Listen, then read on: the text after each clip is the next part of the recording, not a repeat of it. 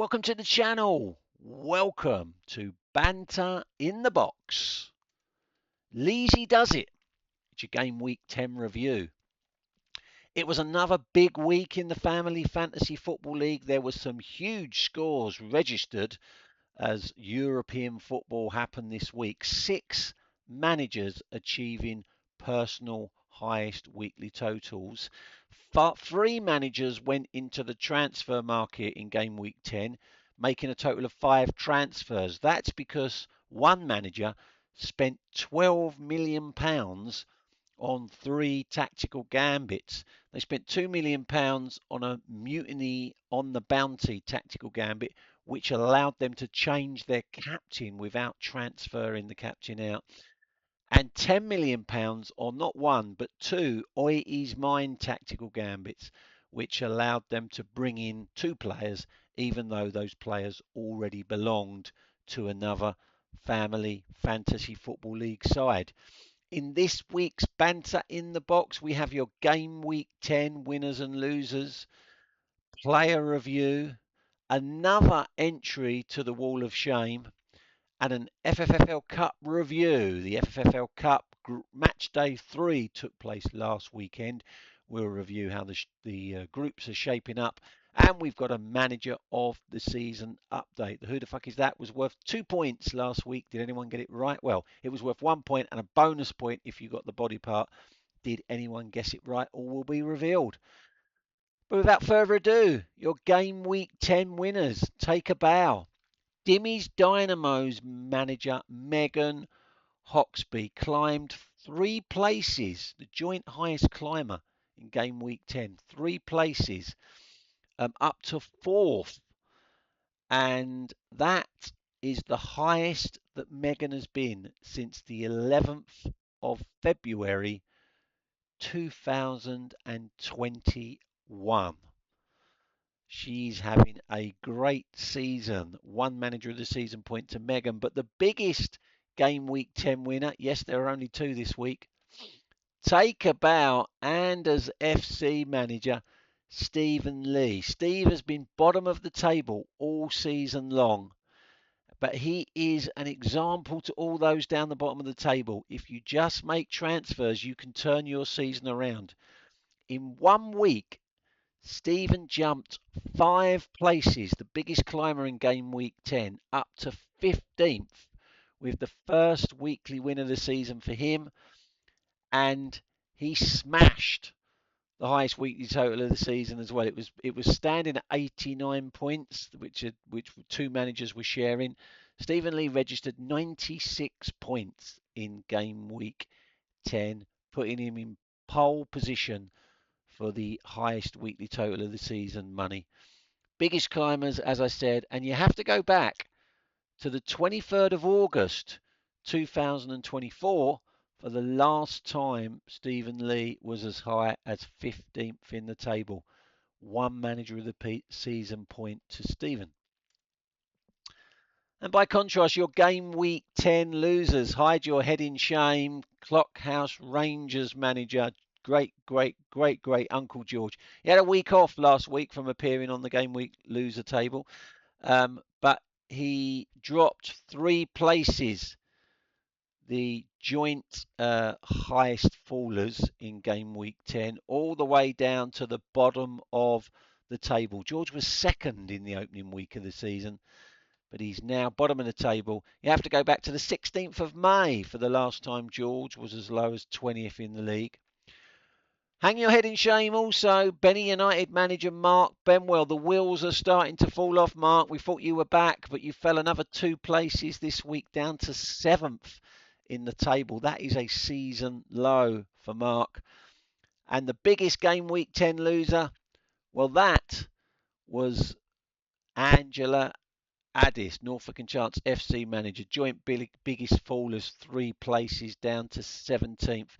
Lowest scorers in game week 10, just 29 points.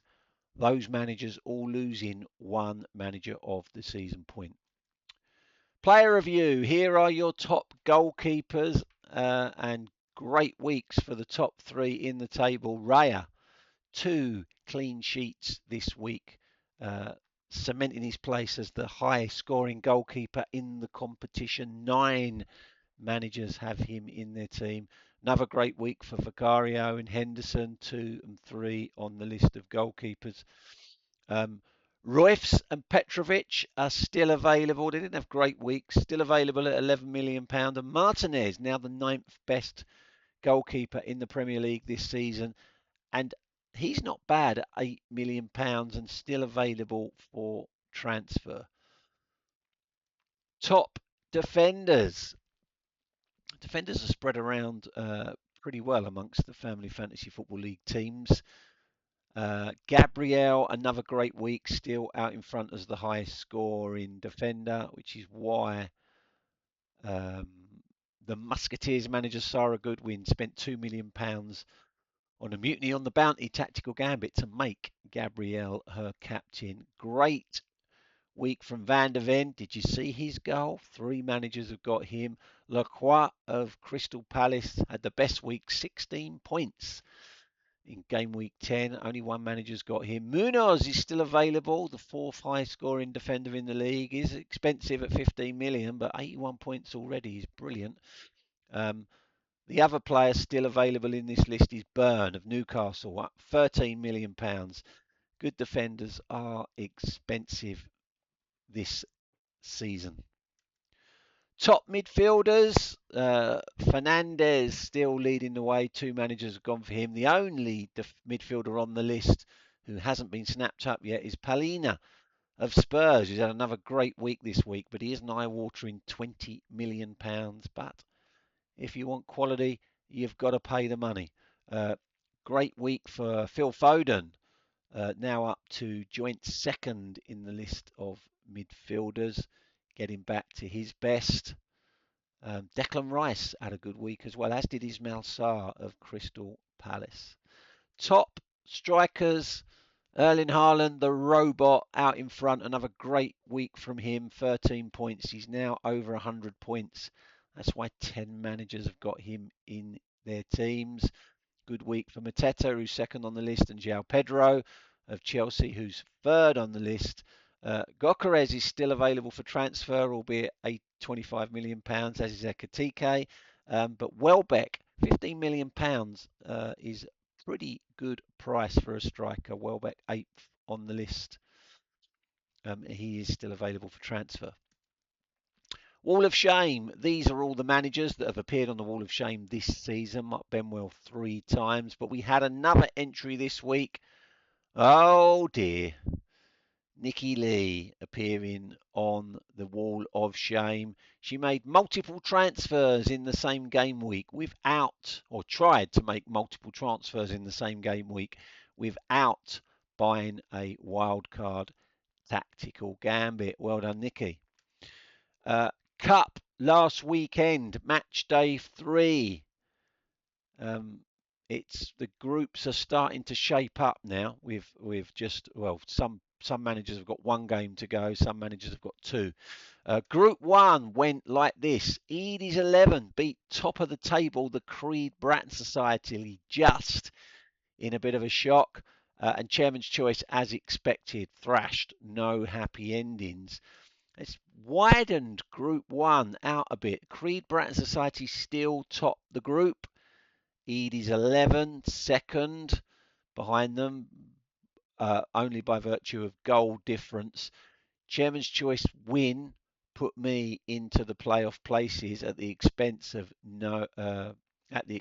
Masters of None, who didn't play this week. No happy endings, have lost both their games, so are bottom of the table. It means in match day 4, no happy endings have to beat Masters of None, or they will be out of the competition. Actually, they won't. There is a scenario where they could lose that and still have the slimmest of chances of grabbing a playoff place. But realistically, Masters of None no happy endings need to get something out of that game with Masters of None, as they have no points at all. Masters of None need a result to put them back into the playoff places. And the Creed Bratton Society, if they want to win the group and avoid the playoffs, They're going to have to beat Chairman's Choice. And even if they do, that will be the Creed Bratton Society's final group game. Even if they do beat Chairman's Choice, there is a scenario where Edie's 11 could snatch top spot if they win their final group game in match day 5. It could come down to goal difference, but it won't, because you know what? I'm going to beat the Creed Bratton Society and put myself in pole position to win the group. Group 2 saw Benny United beaten by Era 404. Was a bit of a shock in terms of league position, although not in terms of form, because Benny United is not in good form at the moment. And in the bottom of the table clash, Anders FC beat I've Got a Life. So Group 2, well, Anders FC has been bottom of the league all season, but in the cup, everything's rosy. That's now 2 wins from 2. So Anders FC flying up the league table and on course to progress in the FFFL Cup.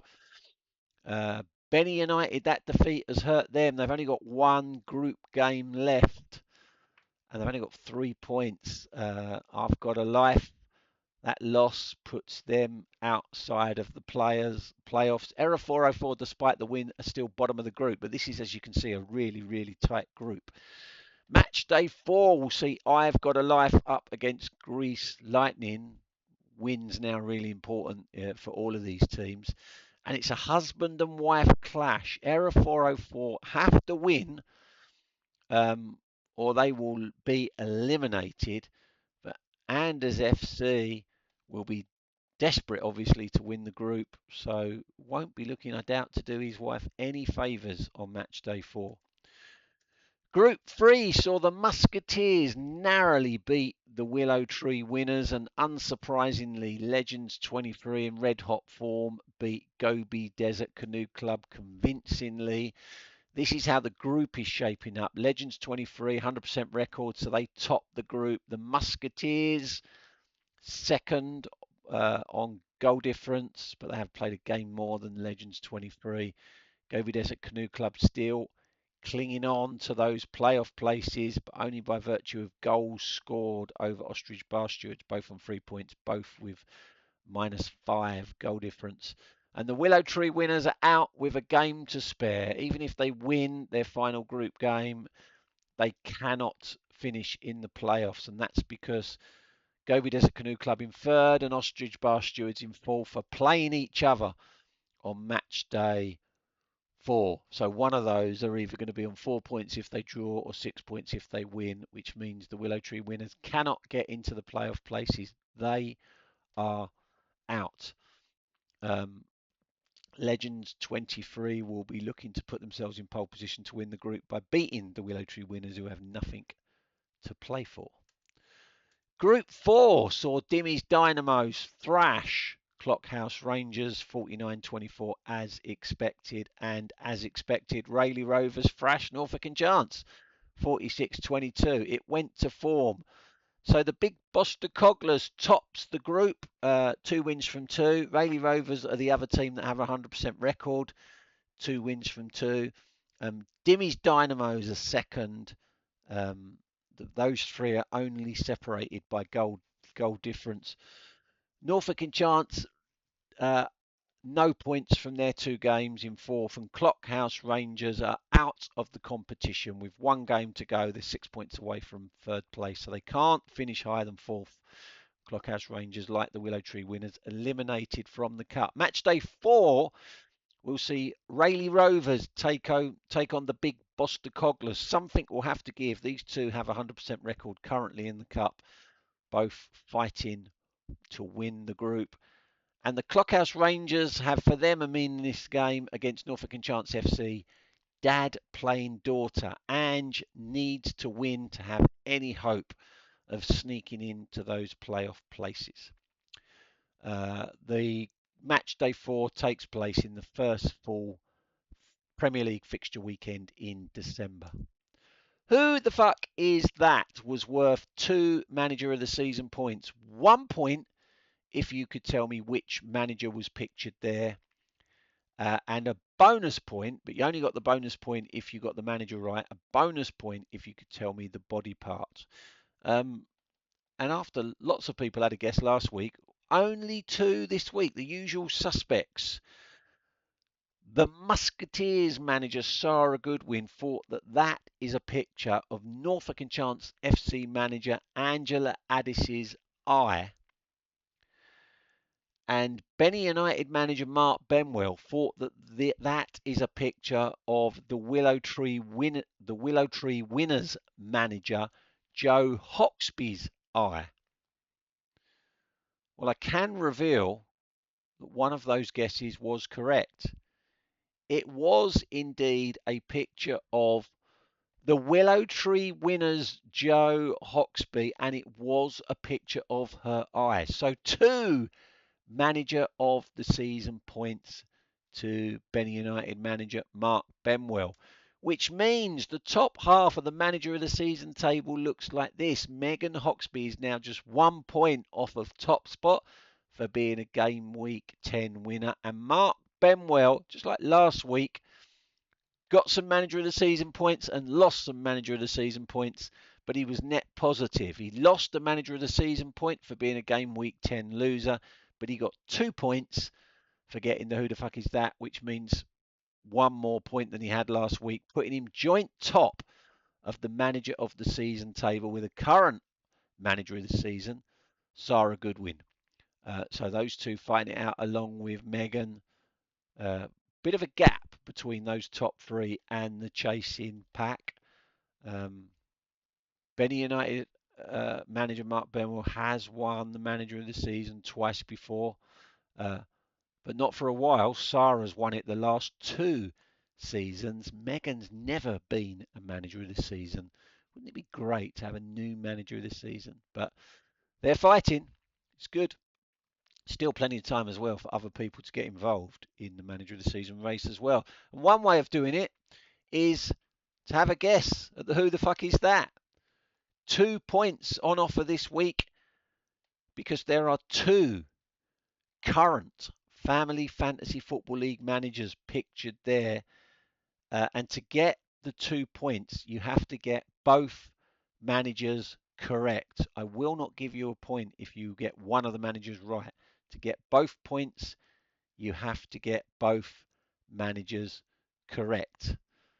Remember, only 1 guess per week per manager. So that is your game week 10 review. We'll be back around the same time next week for the game week 11 review before we go into the international break. Had a flurry of banter in game week 9, all very quiet in game week 10. Love it in the heavy banter week. So get posting on the Family Fantasy Football League Facebook group. Take care, everybody. Bye bye.